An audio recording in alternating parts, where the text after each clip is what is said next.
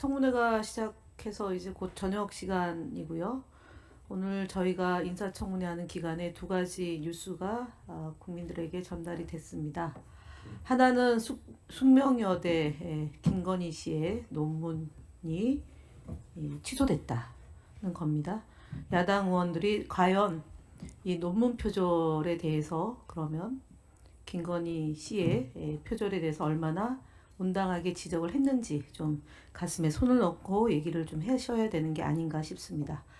두 번째로는 내란 종식 국정 안정이 이번 인사청문회가 열리게 된 배경입니다.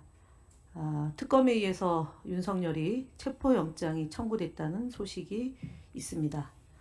결국은 국민의힘 내란을 선동한 의원들이 있고요. 물론 이 자리에 계시다는 의미는 아닙니다. 그리고 대한민국을 바로 세우기 위해서 진짜 대한민국을 만들기 위해서 이재명 대통령이 국민들로부터 선택을 받았고 이재명 정부는 인수위도 없이 퇴근을 왜 안 하냐, 국민들 사이에서 출근 안 하는 대통령은 봤는데 제때 퇴근하는 대통령, 그리고 국민들은 대통령의 건강을 걱정하는 상황입니다. 그런 점을 감안해서 청문회가 진행되기를 다시 한번 소망해 봅니다. 앞서 5.18 사태, 5.18 민주항쟁에 대해서 얘기를 했는데요. 저희 헌법 전문에 3.1 운동으로 건립된 대한민국 임시정부의 법통과 불의에 한건 4.19 민주이념을 계승하고 그 사이에 5.18 민중항쟁을 헌법 전문에 수록을 하자라는 게 여야 합의된 내용이고 향후에 국무총리께서 활동을 하게 된다면 대통령과 함께 이 헌법 전문에 5.18 민중항쟁을 수록을 해야 되지 않겠습니까? 네, 그렇습니다. 예. 그래서 더 이상 일부 국민들 사이에서 5.18 민중항쟁을 제대로 이해 못하는 그런 몰 역사적인 일이 다시는 벌어지지 않기를 기대합니다. 앞서 출판 기념회 관련해서 얘기를 했는데요. 2022년 4월은 검찰 특수부 출신의 그 대통령이 임명된 게 3월 9일이었고요. 4월 달은 문재인 정부이긴 하나 새로운 정부가 들어섰기 때문에 검찰의 칼날이 매우 날카로운 시기였다는 점과 아울러서 2023년 11월은 뭐 동료 의원들께서 얘기하셨지만 2024년 1월 9일 전까지 출마하고자 하는 또는 뭐 출마할 생각이 없는 대한민국 누구라도 출판 기념회를 할 수 있는 시기라는 점에서 그것에 대한 과도한 해석은 할 필요가 없는 것 아닌가 싶습니다. 여기까지고요. 정치과 관련해서 그 후보자께서 국가가 국민을 보호하지 못한 참사를 세 가지를 꼽으셨습니다. 아까 말씀드렸던 5.18 민중항쟁, 세월호 참사, 이태원 참사 세 가지를 말씀하셨는데요. 저희 본 의원실에서 이태원 참사에 희생되신 분들의 명단을 요청한 바가 있습니다. 근데 이제 비공개를 전제로 해서 명단을 받았는데 이게 최초로 나갔다는 겁니다. 혹시 알고 계십니까? 후보자님께서? 최초로 나갔다는 이 얘기는 뭐냐면은 사실은 2021년도에 이태원 참사가 나고 난 뒤에 영정과 유폐가 없는 추모제를 지냈고요. 그리고 지난해는 국회의장장을 지냈습니다. 제 얘기는 뭐냐면 국가에 의한 제대로 된 사과, 재발 방지 대책을 밝히지 못했고 희생된 영령들을 유폐 또는 이름을 공개하지 못하고 있다는 점입니다.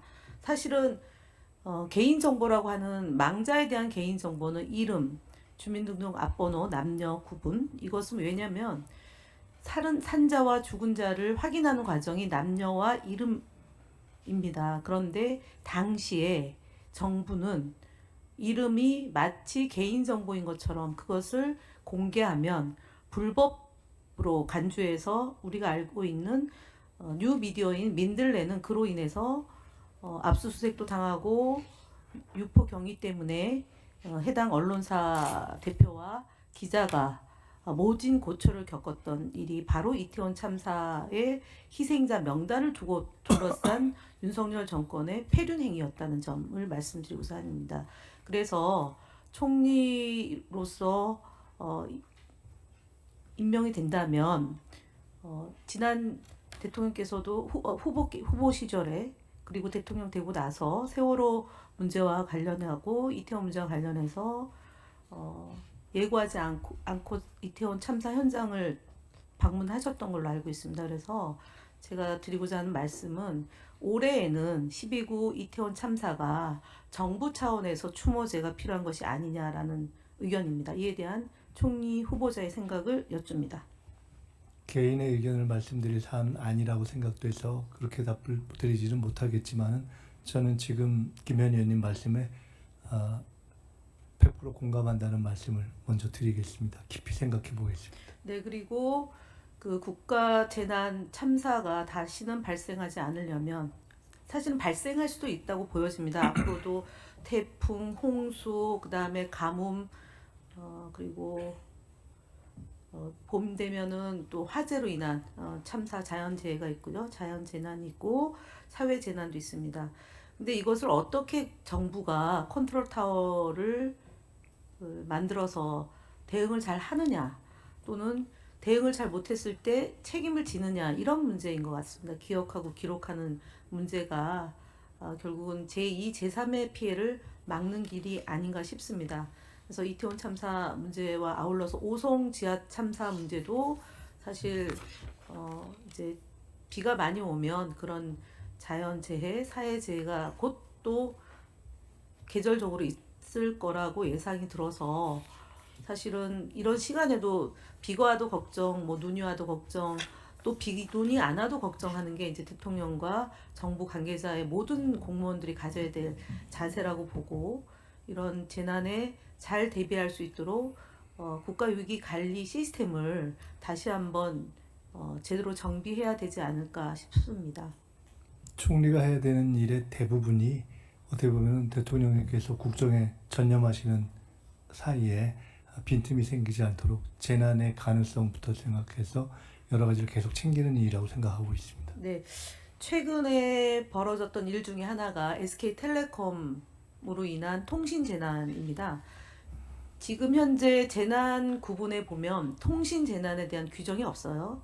그래서 사실은 과기부에서 국민들에게 이 해킹이 됐으니까 대비를 해야 된다라는 문자를 발송을 해야 되는데 그 발송을 하지 못했습니다. 예를 들어서 가뭄, 뭐 지진, 그다음 태풍, 홍수 이런 자연 재난에 대한 또는 사회 재난에 대한 규정은 있는데 지금 통신 재난에 대한 규정이 없어서 이제 의원 발의를 하면 그것이 국가 위기 체계 안에서 잘 관리돼야 된다는 점을 먼저 말씀을 드리고요. 아울러서 2,500만 명이 지금 사실상 잠재적 그런 피해가 있고 해킹이 발생했을 때 대비를 해야 되는 그런 시스템 구축을 좀 면밀하게 해야 되는데 지난 정부에서 그런 부분에 대한 것이 좀 혼선이 좀 있습니다. 그러니까 민간 영역에서 벌어지고 있는 해킹 사건은 예를 들어 가기부에서 관리한다. 내지는 국정원이 어디까지 이것을 들여다봐야 되느냐라는 걸 놓고 유심을 교체해야 된다라는 것을 사실은 국정원에서 초기에 유심을 빨리 교체해라라고 공무원들에게 공문을 보냈는데 당시에는 유심이 없어서 교체할 수가 없었거든요. 그러면은 공무원들에게 교체하라는 공문을 내려보내면 편법을 쓸 수밖에 없는 거고요. 그렇다고 SK텔레콤은 그 방법이 아니더라도 그 안전한 시스템을 확보할 수 있는 여러 가지 다양한 루트가 있다고 얘기를 했던 그런 것이 있습니다. 국가기관에서 유심을 교체해야 된다고 얘기했고 SK텔레콤이나 가기부는 그 전 단계에서 보호할 수 있는 시스템이 있다라는 걸로 혼선이 있었기 때문에 국무총리께서 임명이 된다면 바로 그 SK텔레콤 문제를 어떻게 해소할 건지에 대한 국무총리 단위에서 가기부하고 방통위하고 개보위와의 그런 그다음에 이제